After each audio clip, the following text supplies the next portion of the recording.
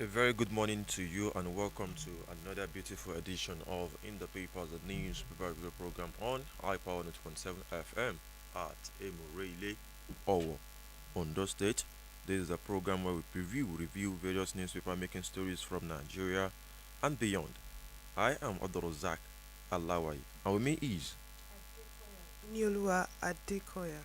On today's edition, we'll be taking you through various newspapers making headline stories in Nigeria, from the Old newspaper to the Punch newspaper and the Daily Post newspaper. While my colleague will take us through stories from The Old newspaper, the Nation newspaper, and also the Punch newspaper. and we'll go on a short musical break. When we come back, we'll give you details of this headline and further stories to come on the other side.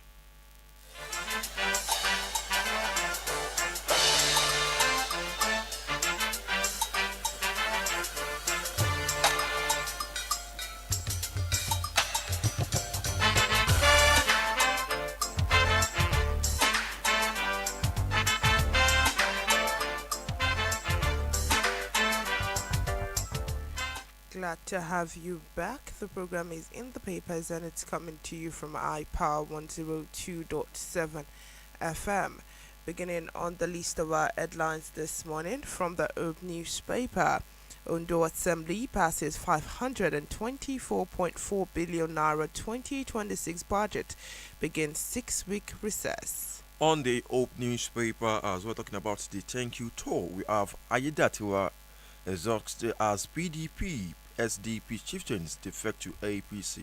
Still on the Old newspaper, NCAA secures over 1 billion naira passengers funds in 2 months. Away from that to the Punch newspaper, talking about the budget crisis, we have NACS extend 2025 fiscal year to March. Still on the Old newspaper on my end, Tinubu has shown commitment to South-South region, says SSDC Executive Director. And on the Punch newspaper, talking about the 2027, we have Wike promise to hold PDP for Tinubu, Makinde alleges. Still on the Old newspaper, Ekiti governor signs 415.57 billion naira 2026 appropriation bill into law. On the Punch newspaper, as well, talking about 2027, as well, we have Turaki Camp films as INEC reject PDP ESCOs. Still, I take a flight to join you on the Punch newspaper. Adiliki's defection attracting more members to a court, says chair. On this one, coming from the Punch newspaper, talking about the Muse's debt toll it 153 in 11 months. Still on the Punch newspaper, court seizes land linked to Goodluck Jonathan's estate. This one coming from the Daily Post newspaper through your air from iPower 0.7 FM at Emurele or Ondo State. We have Atiku NBA asks Nigerian government to halt new tax law over alleged alterations. Still on the Punch newspaper on my end, Onisha market traders dismiss claims of 265 million naira fake drugs. On this one coming from the Daily Post newspaper, we have this one coming from the Daily Post newspaper. We have contributory pension scheme retirees get additional 2.68 billion naira payment. Still on the Punch newspaper, talking Yuletide, travelers trapped, group wants government to fix roads. Another one coming from iPower 2.7 FM from the Nation newspaper, where I have this particular story coming through your air. We have National Assembly OKs 43.5 trillion naira for 48.31 trillion revised budgets. Still on the Nation newspaper, named to serve as tax ID for Nigerians, says FIRS. On the Nation newspaper, EFCC files money laundering charges against Malamit's son. And still on the Nation newspaper, 739 per litre price spikes queues at MRS. And with that, we've given you a hint into our headlines for today. Although we'll be giving you more stories on the other side. And with that, we'll go on a short musical break. When we come back, we'll give you details of this headline and of these stories and furthermore to come as well.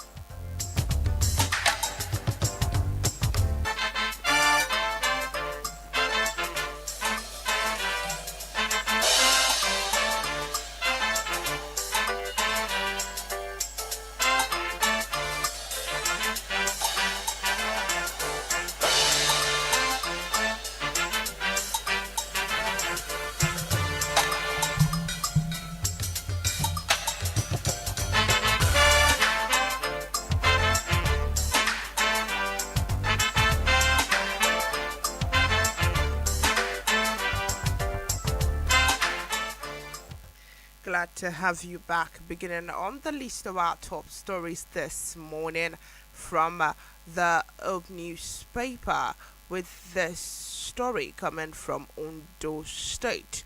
Ondo Assembly passes 524.4 billion naira 2026 budget, begins 6-week recess. Now to the details.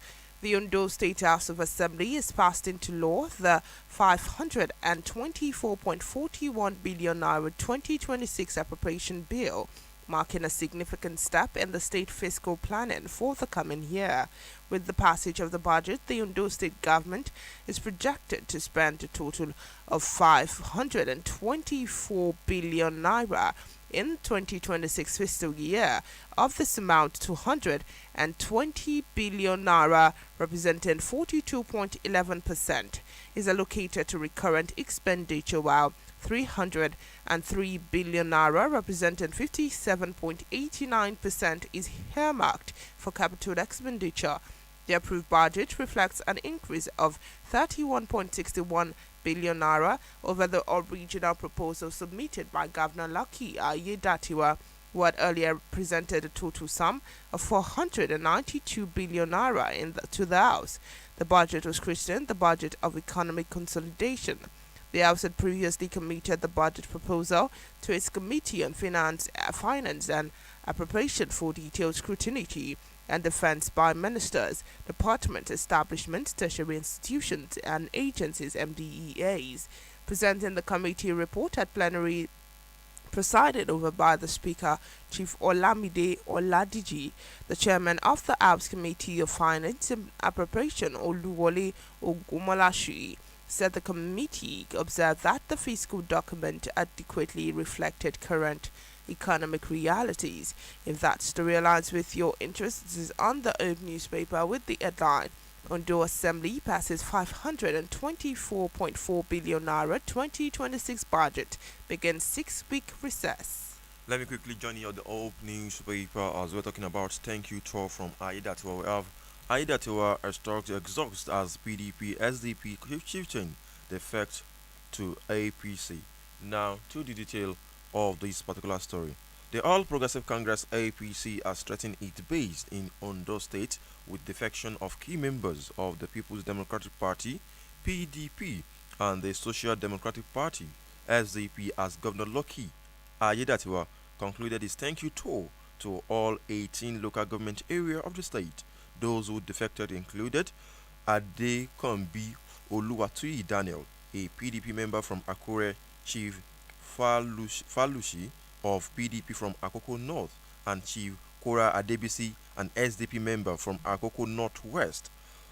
Other names are Mr. Yusuf Latif, who joined the APC alongside former 2016 local government official, councillor, supervisor, and advisor, as well as Ijanusi Olawale and his group from Akoko Southeast. Received the defectors, the governor welcomed them into the party and urged them to work for the success of the APC. He described APC as the largest political party in Africa and formally admitted the defectors and their supporters into the party. The governor also cautioned party members against internal rancor as political activities ahead of the 2027 general election gather momentum. For detail of this particular story, see the Open newspaper with the headline. We have Aiyedatiwa exhausted as a PDP SDP chieftains defect to APC. Still on the Old newspaper, NCAA secures over 1 billion naira passenger funds in 2 months.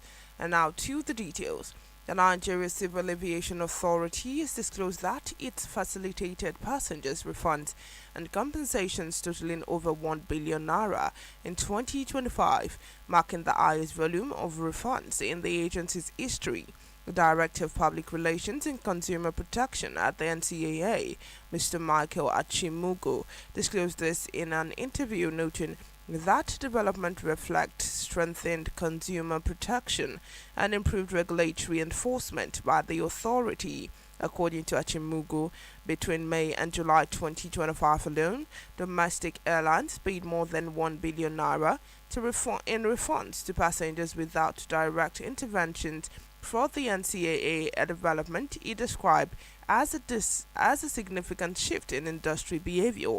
It said stricter enforcement of Part 19 of the NCAA regulation has transformed passengers' experience and airlines' compliances, leading to increased refunds, compensations payout, and hotel accommodations and other passengers' entitlement that were previously unfamiliar to many air travelers.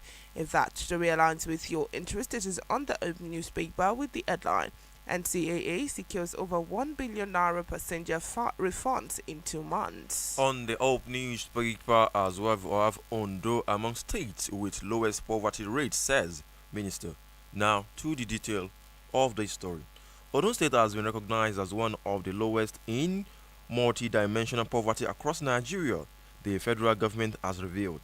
Dr. Bernard Mohamed Doro, Minister of Humanitarian Affairs and Poverty Reduction, disclosed this on Tuesday during the luncheon with all traditional rulers at the Government House Banquet Hall in Akure. He stated that while national poverty rate stand at 63%, with 30% classified as ultra poor, Ondo State maintained a comparatively lowest rate of 27.7%.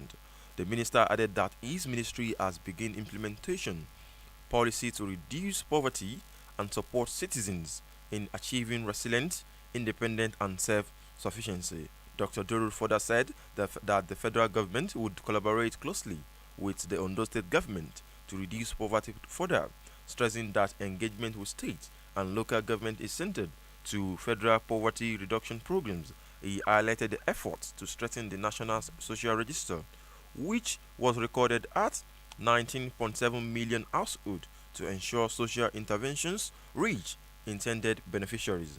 Addressing the monarch, Governor Lucky Ayedatiwa praised traditional rulers and key party officials for their support, noting that their role had been critical to the peace and security and development of Ondo State. For detail of this particular story, see the Open newspaper with deadline Ondo states among Ondo among states with lowest poverty rate, says Minister. So, on the Old newspaper, Tinubu has shown commitment to South region, says SSDC Executive Director. And now to the details. President Bola Tinubu has shown commitment to the South region. Dr. Timi Tonye, the Executive Director of Corporate Services, South Development Commission, has said. Tonye made the statement known recently in Patana Delta in his paper presentation at the unveiling of the Patani United Front of re-election of President Bola Tinubu and Governor Sharif Oberabori in 2027.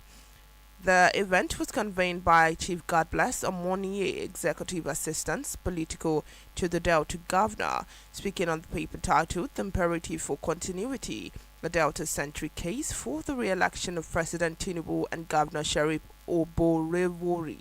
Tonye emphasized the need to protect the progress already made in the country. He said, and I quote, Governor Oborevori has showed commitment to every part of Delta. 2027 is about protecting our progress. We have waited too long for meaningful development to start playing politics with progress. What we are building today must be protected tomorrow.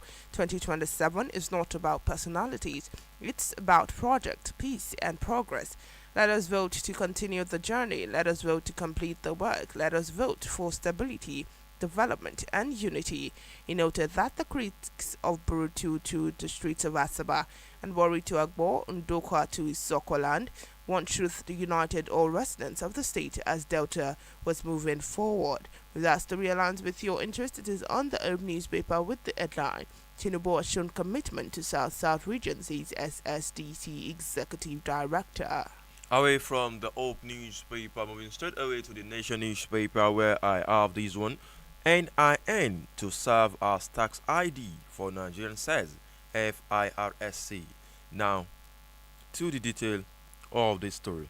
The Federal Inland Revenue Service FIRS has clarified that the National Identification Number NIN issued by the National Identity Management Commission NIMC has automatically become the tax identification number for individuals Nigerian under the new tax framework. The clarification was made in a public sensitization video on the new tax laws, which was circulated online. In the video, the FIRS explained that the reform is aimed at simplifying tax administration and addressing public concerns surrounding the required of tax ID for certain financial and economic transactions. According to the service, registered business will not be required to obtain a separate tax ID as their Corporate Affairs Commission CAC registration number now automatically serves that purpose under the new tax system.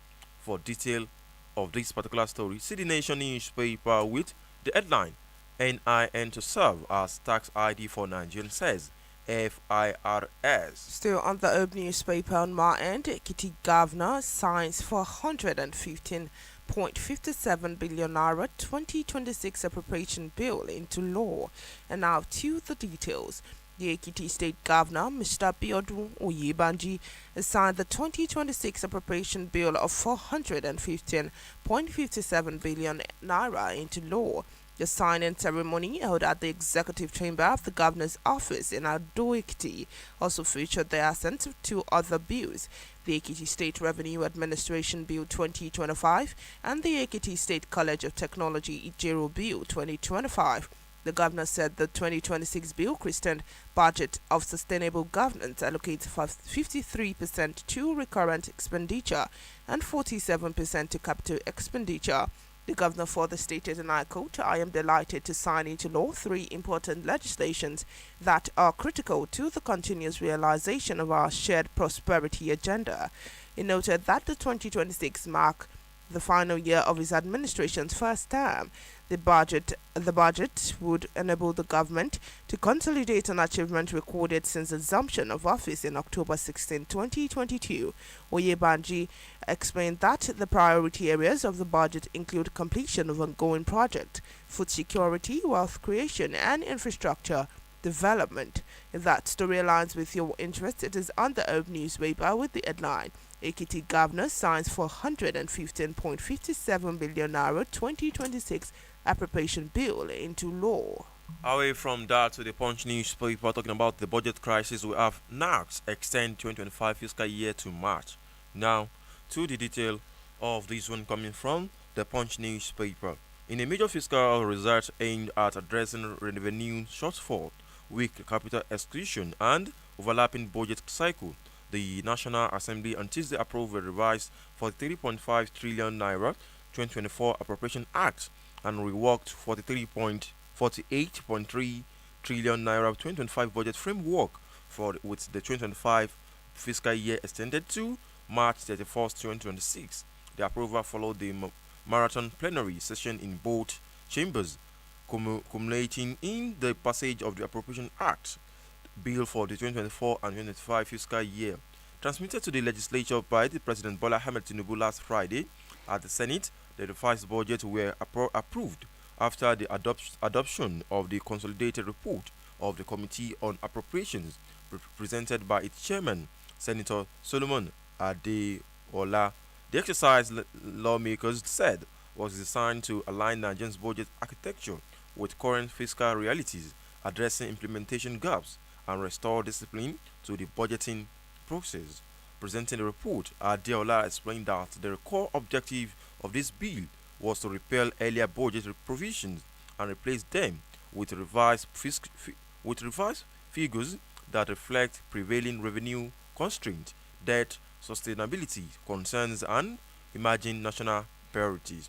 For detail of this particular story, see the Punch newspaper with deadline NACS extend 2025 fiscal year to March. Still, I take a flight to join you on the Punch newspaper. Onisha markets traders dismiss claims of 265 million naira fake drugs. And now to the details. Some traders at the Onisha drug market, popularly called Ogbo Ogu Bridge Ad, a market, Onisha, Anambra State, under the aegis of concerned and genuine members of the Ogbo Ogu market, and Justice for Ogbogu have dismissed the claims that another fake drug worth over 265 million naira was discovered in the market. The caretaker committee chairman of the market, Chukwuleta Undubusi, had last week claimed that he handed over 265 million naira worth of fake drugs from the market to the Enugu Zonal Office of the National Agency for Food and Drug Administration and Control. Undubusi said that some of the goods were seized in 2024 while others were confiscated after 3 months raid of the market in 2025. But reacting to the claims in a press briefing in Onitsha, the coordinator concerned the genuine members of the Ogbogu market and Justice of the Ogbogu, Emmanuel Ozomena, insisted that the said products were not faked but expired products voluntarily handed over by the traders concerned. Uzomena, flanked by other members and traders of the body, said the clarification became necessary so as to correct the malicious misconceptions and misinformation being peddled by the caretaker committee chairman, whom he accused of using the allegation of fake drugs to score cheap political points before the NAFDAC. While urging the public, especially their potential customers, to disregard the claims, the group warned that the Ogbo market leadership to desist from playing politics with people's lives. The group further challenged the caretaker committee chairman to provide evidence that the products were fake, threatening to sue him if he fails to show evidence within a given period of 2 working weeks. If that story aligns with your interest, it is on the Punch newspaper with the headline: Onitsha market traders dismiss claims of 265 million naira fake drugs. Away from that to the Daily Post newspaper, where I have this one coming through you from iPower 2.7 FM at Emurele, Owo, Ondo State. We have Atiku. NBA asks Nigerian government to halt new tax law over alleged alterations. Now to the story. The Nigerian Bar Association (NBA) and the former Vice President Atiku Abubakar have asked the federal government to stop the implementation of new tax reform acts following their claim that the laws were altered after they were passed by the National Assembly. In a statement on Tuesday, NBA President Mazi Afam Ozigwe-San said the controversy around the tax law threatened the credibility of Nigeria's law-making process and raises serious constitutional concerns. He called for a full, transparent investigation, stressing that the public trust in the legislature must be protected. The NBA warned that uncertainty caused by the dispute could scare investors, disrupt businesses, and create confusion for individuals and institutions expected to obey the laws. Similarly, Atiku Abubakar criticized the alleged change, describing them as a grave assault on legislative supremacy. He accused the executive arm of government of adding harsh enforcement power and heavier financial obligation without the approval of lawmakers. According to him, some of the alleged insertion include arrest power for tax officials, seizure of property without court orders, and enforcement actions without judicial oversight. For detail of this particular story, see the Daily Post newspaper with deadline: Atiku, NBA asks Nigerian government to halt new tax laws over alleged alterations. Still on the Punch newspaper, Okonjo-Iweala joins OT for electric buses rollout in Abia. And now to the details.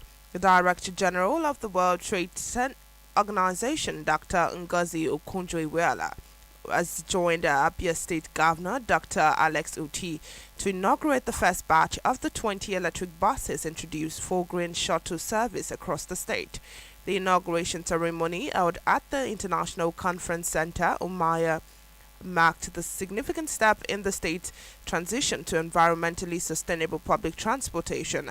Speaking at the event, Oti described the initiative as the defining moment in Abia's journey towards a cleaner and more sustainable future.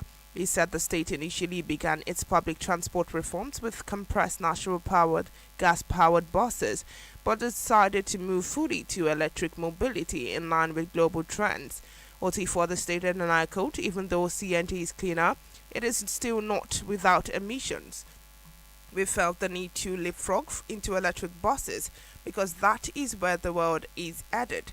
The governor disclosed that the electric buses were manufactured to be fully compliant with the needs of persons with disabilities, adding that inclusivity was a core consideration in the project. Oti explained that although the charging stations meant to accompany the buses could not be delivered due to maritime accident involving the vessel transporting them, the state government improvised by installing alternative charging facilities at the ICC Umaya. And if that story aligns with your interest, it is on the Oak newspaper, it's on the Punch newspaper with the headline Okonjo Iweala joins Uchi for electric buses rollout in Abia. Away from that, I still have another story coming from the Punch newspaper where I have talking about 2027. We have Wike promise to hold PDP for Tinubu says Makinde alleges. Now to the detail of the story. Oyo State Governor Sheyi Makinde on Tuesday broke his silence on his rift with the Minister of the Federal Capital Territory, Nelson Wike, disclosing that their fallout stemmed from Wike's alleged declaration to hold down the People's Democratic Party for President Bola Tinubu re-election in 2027. Wike and Makinde were prominent members of the G5 governors who opposed the PDP choice of Atiku Abubakar as its presidential candidate and Iyorchia Ayu as the national chairman ahead of the 2023 general election, before both positions were occupied by politicians from the north. Speaking during a media chat in Ibadan, the Oyo State capital, Makinde said the relationship collapsed when after Wike made the described as a shocking declaration during a meeting with the President Tinubu, which he said the president neither requested nor endorsed. Makinde said, and I quote, "The real issue was that I was in a meeting with the President, Wike, the President's Chief of Staff, and two others were also at the meeting. And Wike said to the President, I will hold PDP for you against 2027. I was in shock. So when we got to the veranda and I said, Wike, did we agree to this? The real issue is that Wike would like to support the president for 2027. That is fine, and it is within his right to do so. But also, some of us who want to ensure that democracy survive and we don't drift into a one-party state, and we want to ensure that the PDP survive, he should also allow us to do our own thing. That is just a real issue between Wike and me." But the minister's media aide Lanre Olayinka slammed Makinde, describing Oyo State governor as sheriffs in his political dealings. Olayinka, in a post via his official X handle, accused Makinde of lacking loyalty to any individual or political party, insisting that the governor was driven solely by personal ambition. Given what he described as a rundown of Makinde's political trajectory, Olayinka alleged that Oyo State governor joined the G5 governors only to secure his re-election in 2023. For detail of this particular story, see the Punch newspaper with deadline. Wike promised to hold PDP for Tinubu, Makinde alleged. The program you're on to is in the papers, coming to you from iPower 102.7 FM. The time has come for you to react to any of the stories that had earlier been read out to you. And the number to call for your comments and reactions is 081 655 24699. The number again, 081 655 24699. You can also reach out to us on 081 327 47339. That number again, 081 327 47339. We will take a short break. When we get back, we will give you more headlines and more stories.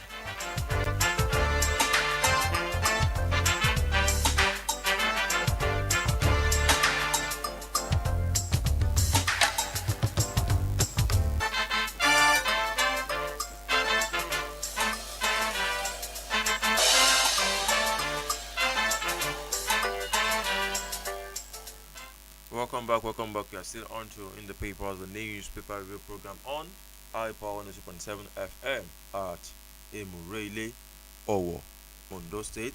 You can also join us on our social media handle on Facebook, Instagram, TikTok, X, and YouTube on iPower 1027 FM. iPower 1027 FM.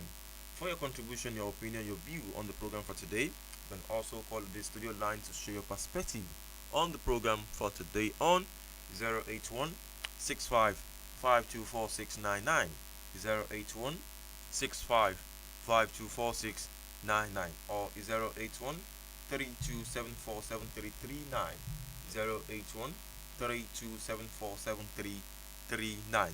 Moving on to the Nation newspaper, where I have this one coming through your air from iPower 102.7 FM at Emurele, Owo, Ondo State. We have EFCC files money laundering charges against Malami and Son. Now to the detail of the story. Immediate past Attorney General of the Federation and Minister of Justice Abubakar Malami San has been charged with money laundering. He will face a 16-count charges. The Economic and Financial Crime Commission (EFCC) charged him under Section 15 of the Money Laundering Prohibition Act 2011 as amended and punishable under Section 15 and 3. He is charged along with his son Abdulrasaq and an employee of Rahamaniya Properties Limited, Ajia Bashir Asabe. In the charges, the first in 3 series, Malami was alleged to have laundered about 9 billion naira to buy choice houses in Abuja, Kebbi, Kano, and others. The ex-AGF is to account for how he came about 30 houses valued at 212.8 billion naira. They were mostly acquired during his 8 years in office. He served between 2015 and 2023 in the government of the late President Muhammad Buhari. The AFCC may invoke the non-conviction asset forfeiture clause of its Establishment Act to seize some of the properties. It has a 14 days window to ask anyone interested to show cause as to why the asset should not be fortified to the federal government. The Anti-Graft Commission is awaiting a date from the Federal High Court Abuja for the commencement of the trial. The charge sheet was dated December 23rd, 2025. It would appear a murder of outright those who will prosecute Malami are Chief Jibrin Okutepa San and Okene Ianacho San, leading 14 other lawyers. Not fewer than 10 witnesses have been front-loaded to the court in accordance with the Administration of Criminal Justice Act. There were no official reaction from Malami yesterday because he was still in the custody of the anti-graft agency. For detail of this particular story, see the Nation newspaper with the headline: EFCC files money laundering charges against Malami and Son. Still on the Nation newspaper, 739 naira per litre price spikes queues at MRS. And now to the details. Motorists are besieging the MRS petrol stations following the crash of petrol price to 739 naira per litre across the retail outlets. MRS petrol stations and affiliate retail outlets to the Dangote refinery are consequently expressing a surge in patronage as motorists throng the outlet for patronage. Recent report states that yesterday revealed that the MRS outlets in Lakwe Keto long queues of vehicles were seen waiting to purchase the product. The same situation prevailed in the station in Palm Grove and Ebute Meta, but further findings revealed that the some MRS station as at yesterday are yet to reflect the new price as directed by Dangote refinery management. For instance, in Alagbole, Akute, a border town between Lagos and Ogun State, MRS stations there sold at 800 per litre, 61 naira per litre higher than the prescribed price. If that's to realign with your interest, it is on the Nation newspaper with the headline: 739 naira per litre price by queues at MRS. Away from the Nation newspaper, moving straight away to the Punch newspaper, talking about 2027, we have Turaki camp fumes as INEC rejects PDP escorts. Now, to this story coming from the Punch newspaper. The Independent National Electoral Commission (INEC) has rejected Saminu Turaki SAN led National Working Committee of the People's Democratic Party (PDP), citing subsisting court judgment and unresolved legal processes. In response to the decision, the Turaki led committee, the National Publicity Secretary Idni Ememobeng, maintained that the party leadership was legitimate and emphasized that there was no fraction within the party. However, Senator Samuel Anyahu, National Secretary of Nelson Wike backed faction, hailed the move as a faithful adherence to court judgment. PDP governor had endorsed the Ibadan conviction, where Turaki and other members of the NWC were elected on November 16 for 4-year term. However, Wike, along with his ally Muhammad Abdulrahman and Senator Anyawu, insisted that they still held the position of acting national chairman and acting national secretary, respectively, while governors facilitated a smooth handover from former chairman Umar Damagum to Turaki before Damagum's tenure officially ended on December 9. The Wike aligned faction went ahead on December 8 to appoint Muhammad and Anyawu and others as 13 members of the 60 days caretaker committee. Both factions have since been vying for INEC official recognition. Consequently, INEC, in a letter dated December 22 and addressed to Turaki's led lawyers Akintayo Balogun and Co. and signed by Dr. Rose Oyaran Attorney, Secretary of the Commission, titled Re-Demand for Recognition and Update on the list of the national officer elected at the purported 2025 elective national convention of PDP, obtained by the Punch on Tuesday, stated that it could not recognize or update the list of PDP national officers alleged elected at the November convention, citing adherence to the law and existing court orders. For detail of this particular story, see the Punch newspaper with the headline talking 2027. We have this one from the Punch newspaper. Turaki camp films as INEC rejects PDP escorts. Still on the Nation newspaper, Finitri frees Sunday Jackson, 7 others. And now to the details. Adamawa State Governor Amadu Finitri has pardoned Sunday Jackson, who was sentenced to death for killing his attacker and 7 other prisoners. Jackson, who was on death row in Kuje Medium Security Custodial Center, was pardoned alongside Joseph Eugene, who was in the Medium Security Custodial Center in Yola New, and Maxwell Ibrahim, who is serving the Medium Security Custodial Center in Kaduna. Finitri Chief Press Secretary Omwashi Wanosiku announced the pardon in a statement last night in Yola. The statement said the pardon was a commemoration of Christmas and New Year celebration. The statement read, and I quote, "Others who had remained at the remainder of their sentence remitted all include Joshua James Otto, Adamu Ibrahim, Mohammed Abubakar, Ibrahim Husman, Saidu Abubakar, 7 at the Medium Security Custodial Center, Numan, and the Medium Security Custodial Center, Jada." Finitri further stated that in an exercise of my prerogative of mercy, as enshrined in the Constitution of the Federal Republic of Nigeria and in line with the recommendations of the Adamawa State Advisory Council and prerogative of mercy, I had granted pardon to 3 persons and directed the remission of the remainder of the sentences of 5 others who have served various jail terms and have significantly demonstrated good conduct over the years. If that story aligns with your interest, it is on the Nation newspaper with the headline Finitri frees Sunday Jackson, 7 others. Away from that, to the Daily Post newspaper talking about the contributory pension scheme. Retirees get another additional 2.68 billion naira payment.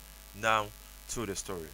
The National Pension Commission (PENCOM) has announced that retirees enrolled in the Contributory Pension Scheme (CPS) have benefited from the additional 2.68 billion naira in pension disbursement. Director General of PENCOM, Omolola Oluworan, made this known on Tuesday in Abuja at the 2025 PENCOM Civil Society Conference. She said the additional payment followed the launch of Pension Boost 1.0, a scheme introduced to improve the adequacy of retirement benefits for Nigerians. Oluworan explained that the initiative has increased monthly pensions payment to CPS retirees by 2.68 billion naira. She said, and I quote, "We added 2.68 billion naira to monthly pensions payment for CPS retirees." Represented at the conference by the Director of the Contribution and Bond Redemption Department, Usman Musa, the PENCOM chief, also noted that the restructuring of the micro pension plan into the personal pension plan (PPP) was designed to widen pension coverage, particularly within Nigeria's informal sector.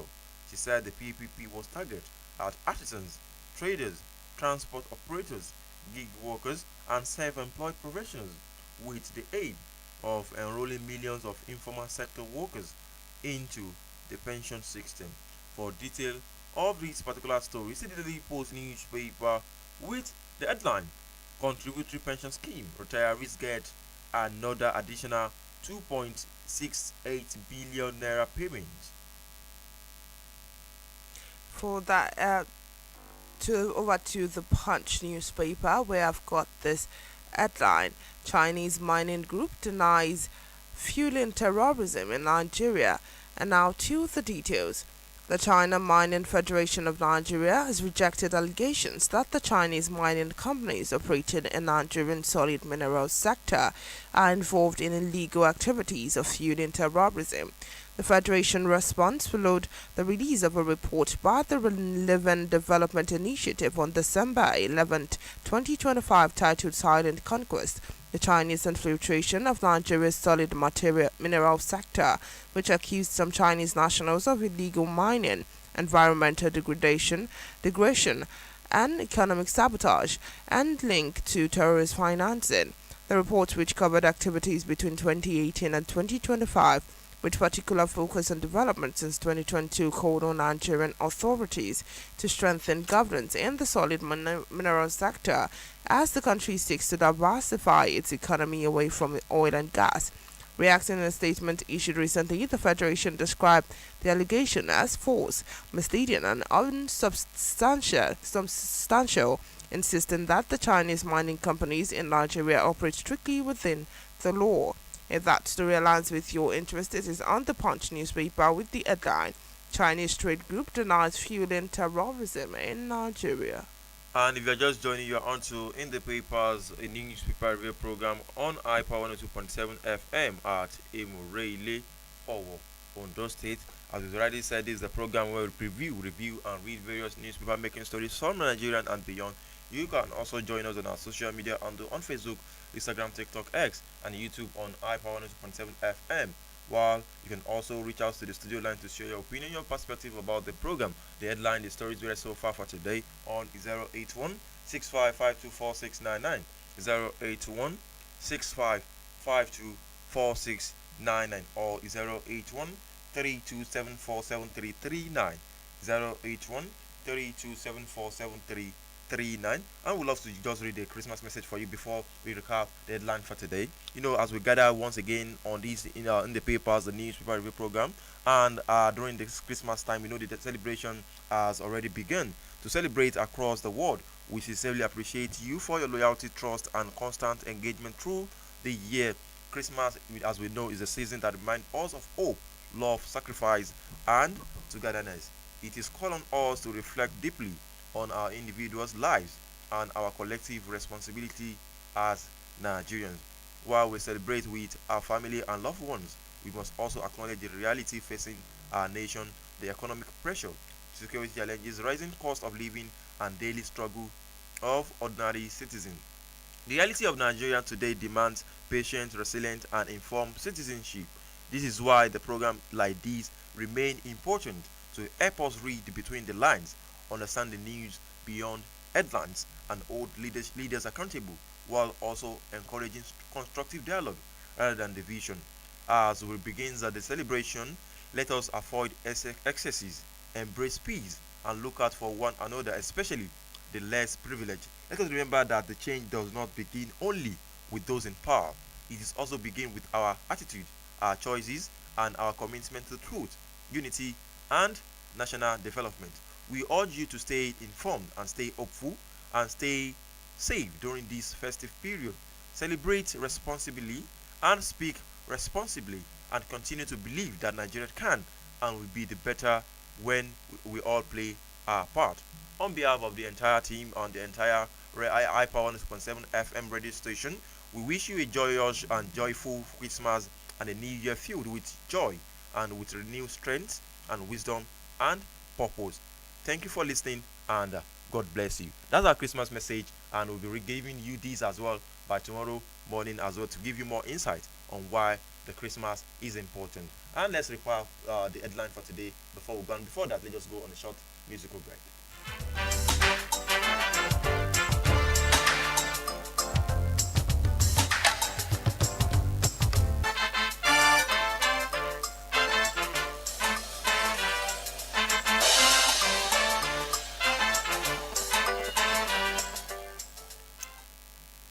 Starting from the Hope newspaper, report to you that thank you to Ayedatiwa endorsed as PDP SDP chieftains defect to APC.